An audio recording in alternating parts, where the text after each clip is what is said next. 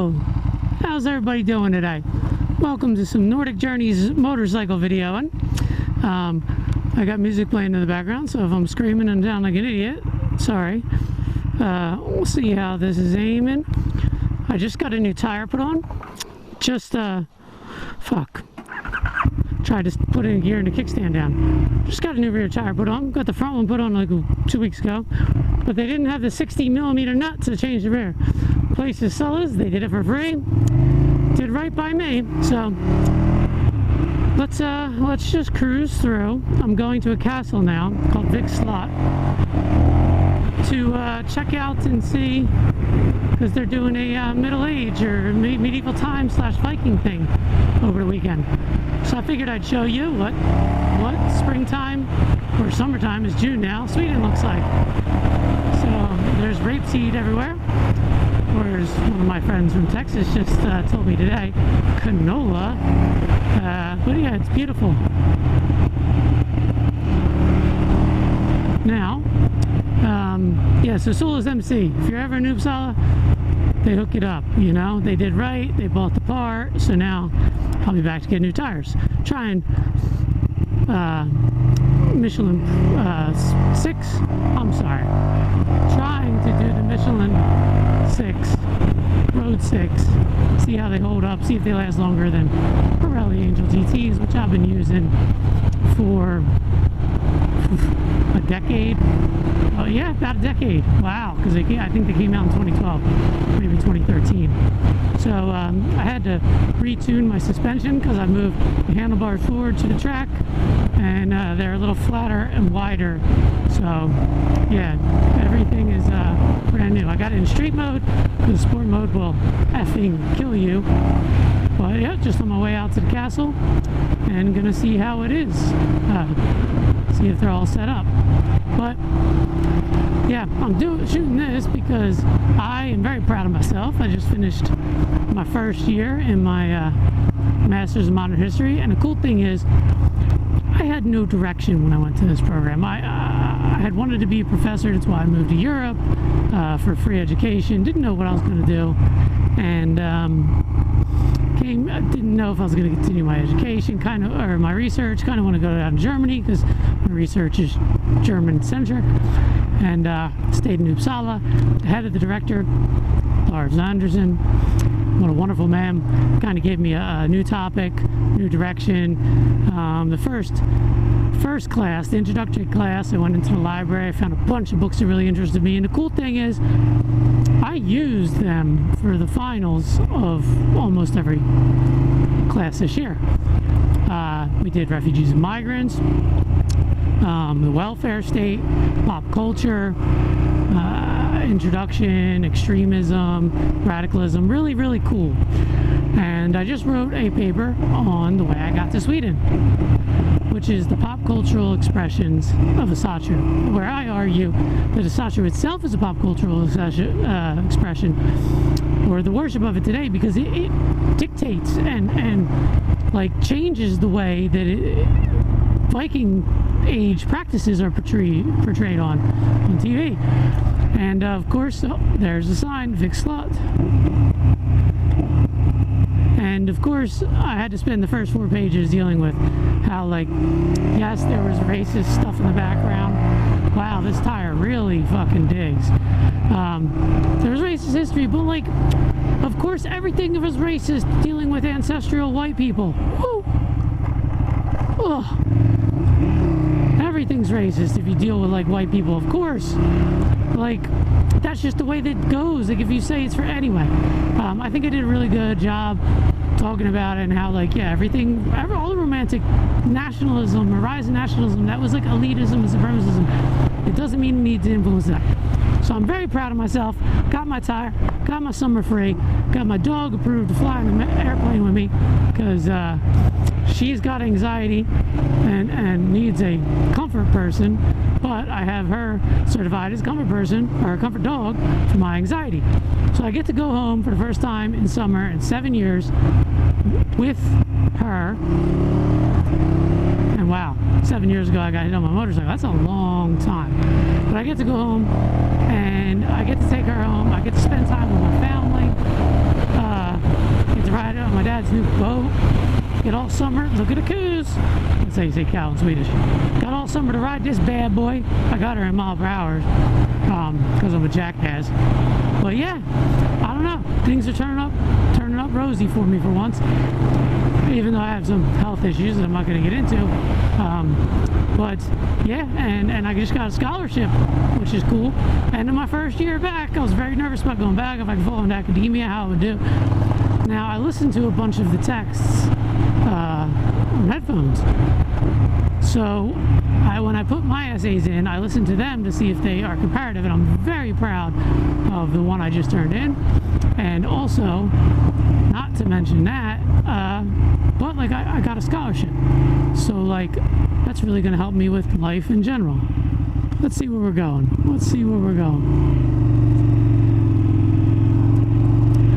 It tells me not to drive down there, but here we are at the castle. This is Vic Slot.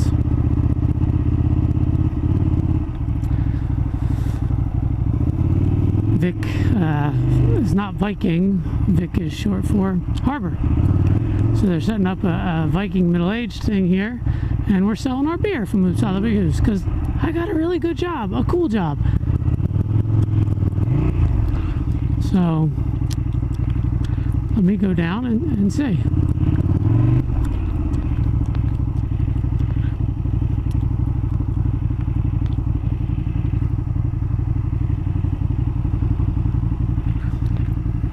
I shouldn't be driving down here, but I'm gonna because I kind of know the people. We'll see. Yep, there's the guy. So let me go talk to them. Okay, gonna sign off for a while.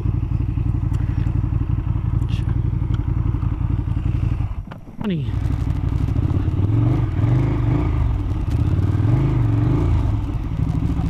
And with this grant or this scholarship, that's what helps me take off work, because then I don't gotta stress. You know, what a beautiful place. I don't gotta stress as much, and if I miss a day because I gotta write, who cares? I gotta go to the archives, and I cannot comment on my job. My two bosses that I deal with day to day, but all the owners are great. My two bosses I deal with day to day, they are just so helpful with everything I need in life. I'm just in such a great situation here, and aside from my health issues, which hopefully will be taken care of now that I've identified some of the problems. No, not taken that way. It's a dirt road. You know, hopefully I'll be okay. Oh, forgot to zip up my jaquito.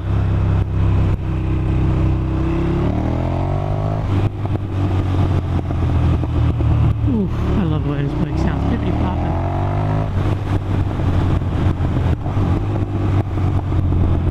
But yeah, so we're gonna do a real cool road back, and it's fun times. But I am gonna play some Amon Amarth because actually that's how instead of featuring one of my own poems, which I thought about, I featured an excerpt from an article I wrote. I didn't want to use one of my own poems, so I used Amon Amarth's 1,000 Years of Oppression, which I know is written by Johan Haig's sister. But you know, maybe I'll see those guys on the weekend here. But yeah, anyway, it was just feels good, and the cool thing is I wrote it as neutral as I can because I'm more of like a historical atheist or agnostic deist, even, as I like to identify, as in like I would hope there's a higher significance in the world, but I don't know if there is, and whatever. So I wrote it like that, but I put in the points of contention between the different groups of non-racist heathens that I look at, and I split it in 4 groups. The convert from faith, so typified by being very religious and dogmatic, and people coming from other faiths, and their early journeys into Asatru are trying to get it to fit in their previous understanding of religion and worldview. And then there's historical heathen, like I said, like myself, but less adheres to dogma, but it ranges in beliefs from full beliefs in the gods to, full beliefs in the gods to them being archetypes,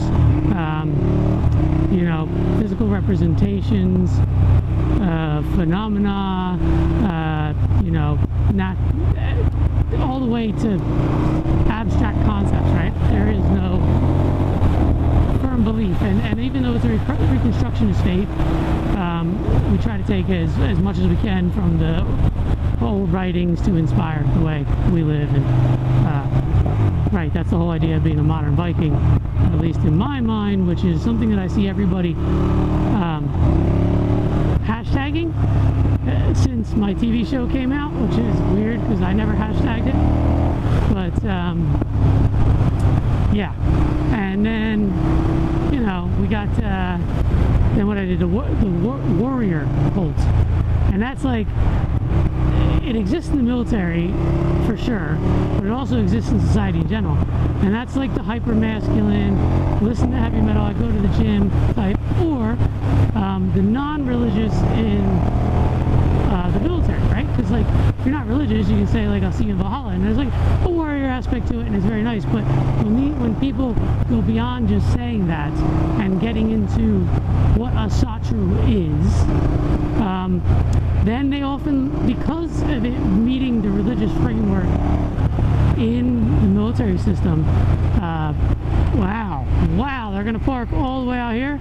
That's wild, because it has to meet the religious framework in the military.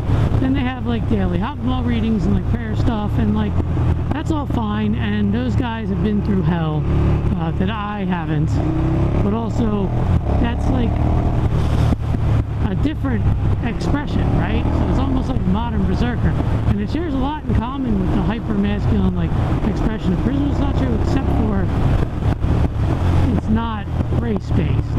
I mean, of course you can have people that have those feelings and everything, but and the last type is the eclectic heathen, which is fully eclectic. Oh my god, what are you doing? You're gonna stop.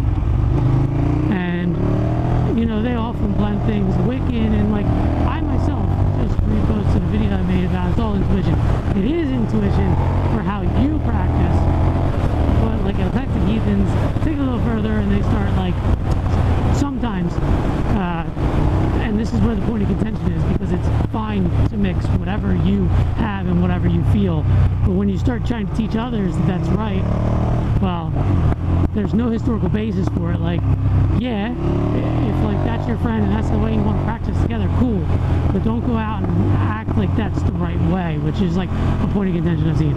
So those four main groups, the faithful convert, the warrior cult, the historical heathen, and the eclectic heathen, are the four main subgroups that I have determined are the universalist expression, non-racist expression of Asatru. And thank God, all the research, there's Stephanie von Schnurbein put a book out that opens up with a racist experience she had with like a cult in Germany in the 80s, and I think it was the 80s. And like, thank God that's the whole of her book. The whole of her book is like, yeah, racism is overrepresented because of Matthias Gardell's seminal work on like Asatru in white nationalism, right? But like, just because it's present in white nationalism in his book Gods of the Blood doesn't mean it's not present in other places. So it's great. Her book, I can't recommend it enough. It's Norse survivalism, and like in there she talks about how it doesn't inspire cognitive dissonance. If you're a practitioner, like, not at all, like, because there doesn't need to be anything racist there. Anyway, you can read my article if you want specific citations and parts of her book that it's in there. But as all this work says, like a guy named Nygaard, I can't remember his first name, from Norway, all this new work suggests, yeah, it's not as racist as it's been led to make out to be. So, as someone who is heavily involved and was heavily involved in the faith online, I broke it down and hope, and in school there were studies done. There's all kinds of like there's a quantitative studies based on surveys that I know like were in my groups and stuff. So, but I decided to break it down further for the future academics who want to research it. And I almost was like, damn, I should do my thesis on that instead of what I'm doing it on. Because, man, there's so many concepts I wanted to talk about that I just didn't. And maybe I will. Maybe I'll continue my research. The problem is, it's really hard because, like, a lot of it is my personal experience. So I feel like I'd have to work with another academic to be able to get it out in a... Because I can't just keep talking about my own personal experience. I can't be the primary source and the author of the academic text. So I feel like I want to work with another academic on the subject. And, you know, maybe I can. Maybe I can get a scholarship for that. Another one. But yeah, there is one bigger scholarship that I didn't get. And, you know, it's amazing because, like, I speak in 2 languages all the time. It's, like, I wrote new, and I meant to write K-N-E-W,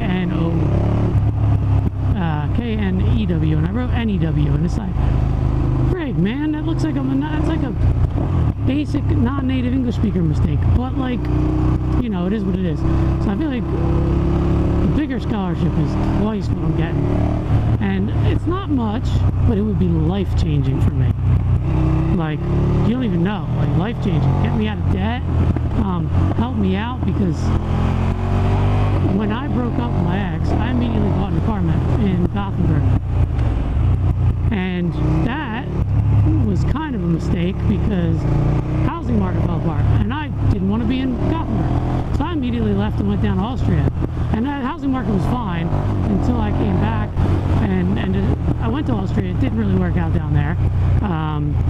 So, because I had a fantasy of being a motorcycle guide in the summer and a ski guide in the winter. But I go, and I'm like, this isn't going to work. This is not economically viable. I got nobody down here, so I'm not a citizen. I barely understand anything anybody's saying. My German's terrible, and they spoke Pinzgauer there as well. Not any type of even remotely standard German. So I came back and applied to a bunch of schools. I got in everywhere I applied, but I decided to stay in Sweden. The problem is, I didn't try to sell my apartment until after that all went down, and I couldn't get the money. So now I got a guy renting my apartment who's a badass. Guy's name's Samuel Erickson. He is a pro fighter. He's the viral guy that some French guy was talking shit to him. He was like, yeah, whatever, I'll see you Saturday. And then laid the bad boy out. 1 punch, pop! And, yeah, so my main man's renting my place. Thank God it's not costing me money. I was introduced to him by my next door neighbor, which is the drummer, the Terminator. He goes by because he's got one LED eye. No BS there. Yeah, so the Terminator is the drummer from Dead by April, Marcus Rousseau. So, like, yeah, I'm lucky in that aspect. And now I came out here and I'm doing my thing and studying history, and I guess getting back to what I was when I came here, Nordic Journeys. I mean, like, I lost a lot of myself when my necklace got stolen.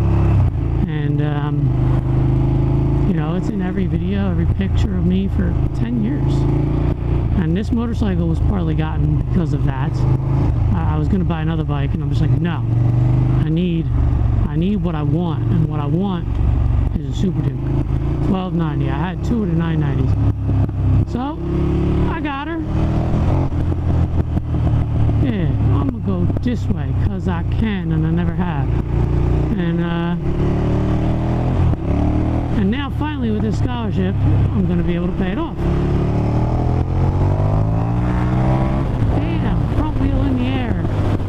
This thing is scary sometimes, and that's in the street mode. That ain't even sport mode.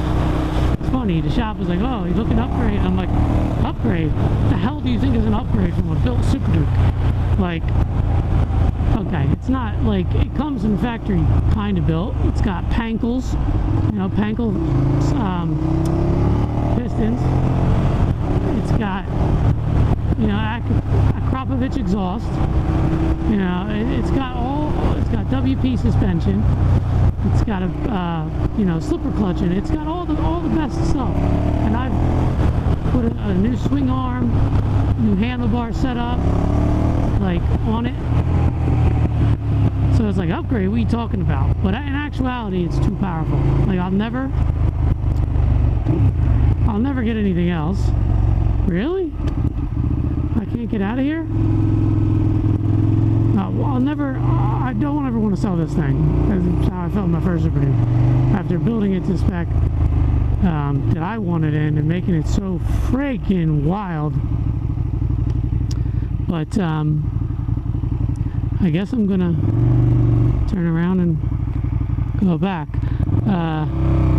See that? Full lock, no problem. Get it. Get some, son. Should I be a Zach Kurtz and do a full stop and see if I can keep her up? Why not? Why not? So, hold on, I'll get a little air here now. So, like I said, oh, I actually touched the foot down, so let's try to get that back. Yeah, second gear, full stop, got the 0 on the speedo. Get some, son. So, as I said,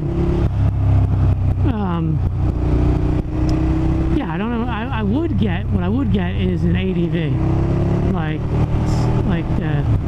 they got the 701 Husqvarna at the shop I was just at. Man, so cool. But that's like a hard enduro, and then they got Norden 901, which is beautiful. I wouldn't get a 1290 Adventure. I think the Norden would be fine, or an 890. Guys, like this thing is just too wild, and it's like even in stock configuration, it's easier to ride. But I mean, she's still angry if you want to push it. So it's like, yes, I want the thrill, and I don't ever want to get rid of this, but I would like something. I would even like a little, like 600, and I say little 600, I mean like, or even a 390, or I think the twin 490 might come out in Europe, I'm not sure, because then I could just tear it around town, like a Vit Pillin or a Smart Pillin. I could leave it outside, I wouldn't care, I could beat on it. Just going through town, it would be, I could rev it out, I could push it, have fun. This thing, like in the city, it's just miserable. I can't even get the 6th gear under 60 miles an hour, 90 kilometers an hour. Like 6th gear ain't happening. So like if I'm in town with this thing all worked, like I put it in rain mode and it's still spinning out and being all wild. So it's just one of them things. But yeah, beautiful day in the countryside here in Sweden today. I'll wait to pass this guy.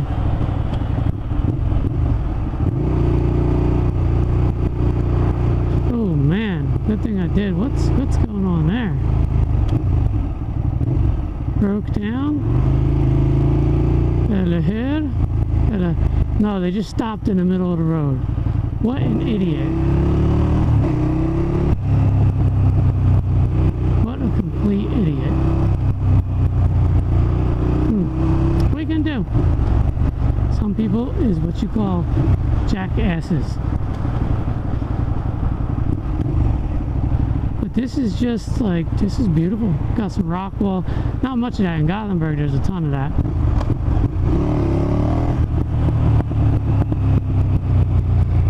Getting back in town, I think I'll stop this VGO here, because this is boring, and save the battery.